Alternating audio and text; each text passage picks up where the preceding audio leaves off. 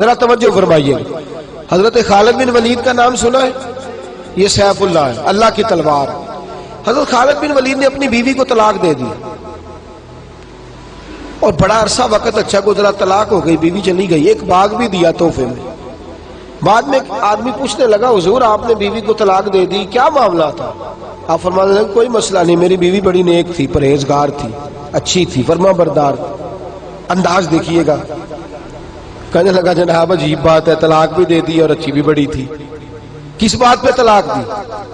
آپ فرمانے لگے وہ میرے ساتھ 27 سال رہی ہے. کتنے سال؟ اور میں انتظار کرتا رہا ہوں.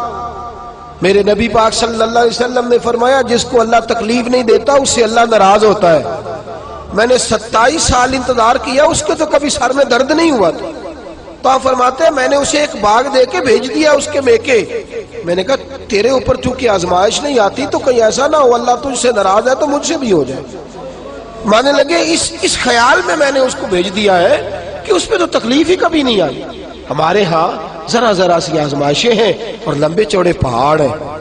اور ایک اور بات سن لیں، آزمائشوں میں جو جینا سیکھ جاتا ہے نا، رب کریم اسے درجے بھی بڑے ہی عطا فرماتا ہے. جس کا دنیا میں کوئی سہارا نہیں نہ بنتا پھر اسے خدا کی رحمت آگے بڑھ کے سہارا عطا فرماتی ہے.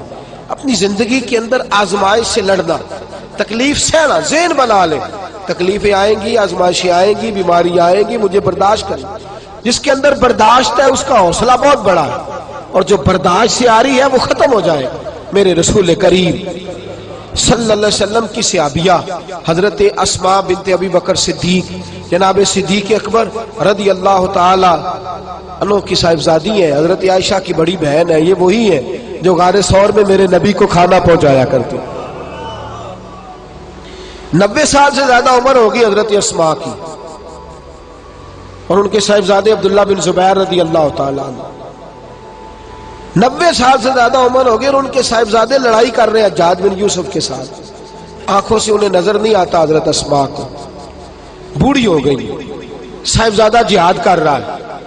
حضرت عبداللہ بن زبیر اپنی والدہ کے پاس آئے اور آ کے کہنے لگے اماں میرے کچھ ساتھی بھاگ گئے ہیں، کچھ کمزور ہو گئے، حجاج کے ساتھ میرا مقابلہ ہے. والدہ بڑا کم نظر آتا ہے، پریشان ہے، 90 سال سے زیادہ عمر ہے. اور ماں گلی میں جھگڑا ہو رہا ہو تو بیٹے سے کہتی ہے بیٹے تو اندر آ جا جلدی سے، تو نہ بیچ میں حصہ لے لے. والدہ سے آ کے پوچھتے ہیں اماں میں کیا کروں، حجاج کے خلاف لڑ رہا ہوں، بہت سارے ساتھی کچھ چلے گئے ہیں ڈر کے، کچھ جو ہیں وہ کمزور پڑ گئے، کچھ نے وہ بزدل نہیں ہے، وہ کمزور نہیں، لیکن انہوں نے حکمت سمجھی ہے تھوڑی دیر کے لیے چلا جانا.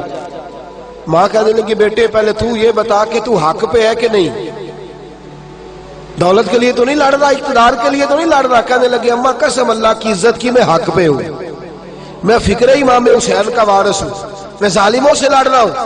تو ماں کہنے لگی بیٹے جا. پھر والدہ کہنے لگی جا میرا بیٹا اور جا کے اس کے ساتھ لڑائی کر، اگر تو فتح یاب ہو گیا تو میں شکر ادا کروں گی، اور اگر تو شہید ہو گیا تو میں قیامت میں تیرے اوپر فخر کروں گی. تو کہنے لگے اماں وہ بڑے ظالم ہے، بوڑھی ماں کا حوصلہ دیکھ، وہ بڑے ظالم ہے، وہ تو مسئلہ کر دیتے ہیں، ناک کان گلا کاٹ دیتے ہیں، اتنا سخت میرا دشمن ہے. والدہ کہہ رہی ہے بیٹے سے، 90 سال کی بوڑھی اماں کہتی ہے بیٹا بکری کو ذبح ہوتے وقت تکلیف ہوتی ہے، کھال اترتے وقت تکلیف نہیں ہوتی. تکلیف تجھے ایک وقت ہوگی جب تیر لگے گا، جب تلوار لگے گی.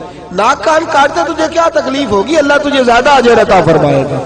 جا مجھے بہادر کی ماں بننے کا شرف دے، بزدل کی ماں بننے کا شرف نہ دے. یہ دلیر ماں کا حوصلہ.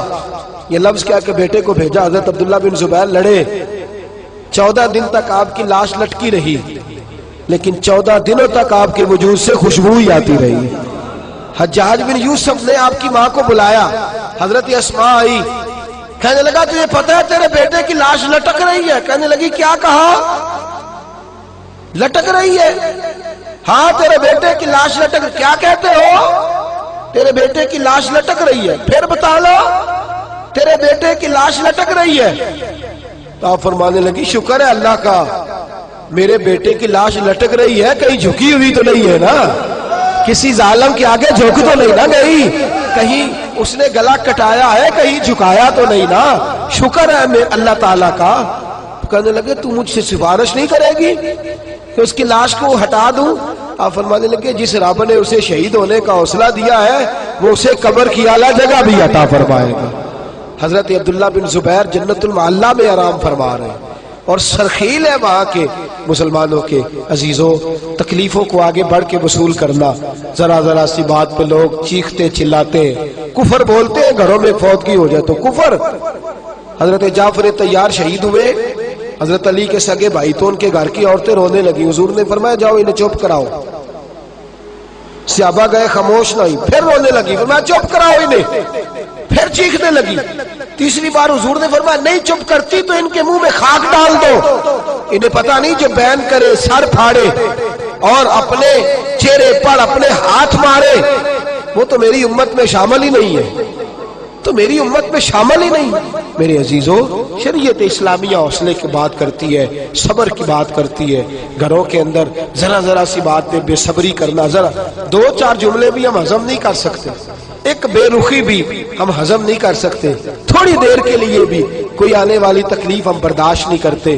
بے صبری ہے، ہماری کم حوصلہ ہے اور تحمل مزاجی سے دور چلے گئے ہیں، اس لیے ہمارے غم بھی روز بروز بڑھتے چلے جا رہے ہیں۔ رب کائنات کی بارگاہ میں یہ التجا کیا کرے اللہ ہمیں حوصلے عطا فرمائے، اور ساتھ رب کریم ہمارے اوپر وہ والا فضل فرمائے اس طرح وہ اپنے نیک بندوں پر فضل فرماتا ہے، اور اللہ ہمیں حوصلے اور صبر کے ساتھ زندگی کے ایام گزارنے کی توفیق عطا فرمائے، ہمیشہ مدحت خیر الانام میں گزرے۔ دعا ہے یہ عمر درود و سلام میں گزرے۔ آخر دعوانا ان الحمدللہ۔